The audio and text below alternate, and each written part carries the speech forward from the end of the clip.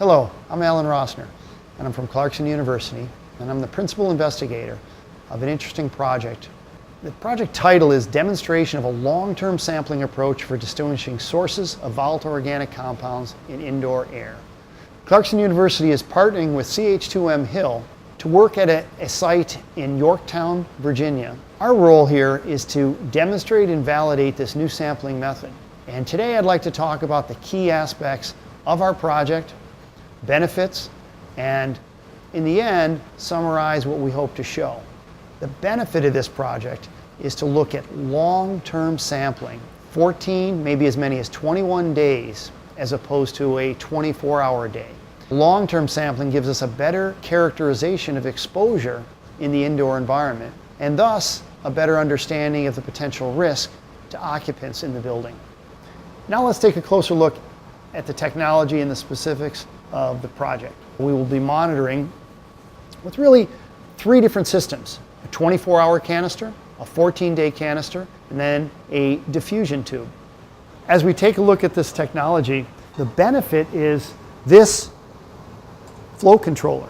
It's a small capillary tube housed inside this fitting, so it can be applied to a 6-liter canister, a 1-liter canister, or a 400 ml canister.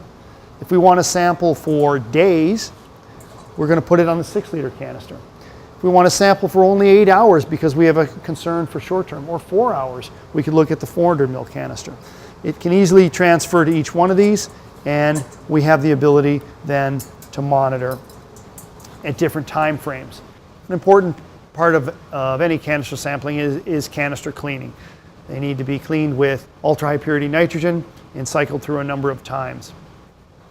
As an example, we can clean a 6-liter and a 400 ml canister at the same time with this type of system.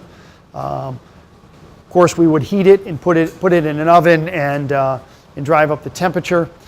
But for demonstration purposes here, we can see that we can go ahead and cycle this through 10 times and get it down to 50 millitorr as our final cleaning pressure.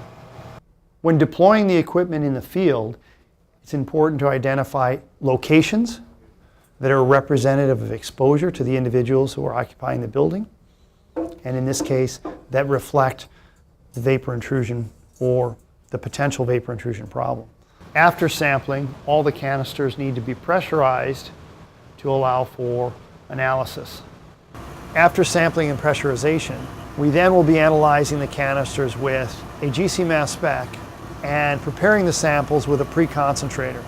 Both the canisters and the diffusion tubes will go through a pre-concentrator so we can get our detection limits down well below 1 part per billion for our analytes of concern.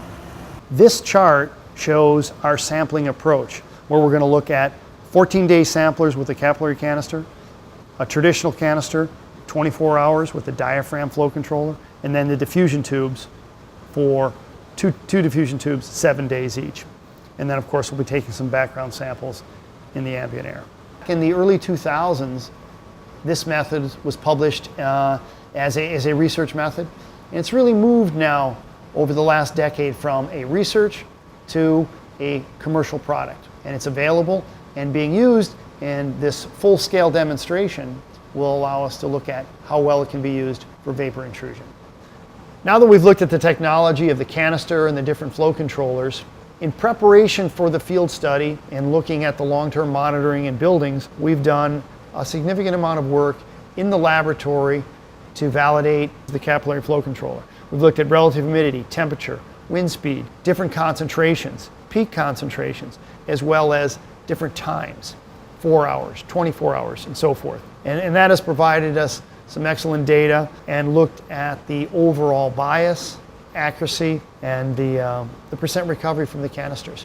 In addition, we did some experiments looking at the flow rate of the capillary flow controller over different sampling periods, and we compared that to the diaphragm flow controller. The graph shown here just demonstrates how close the two are.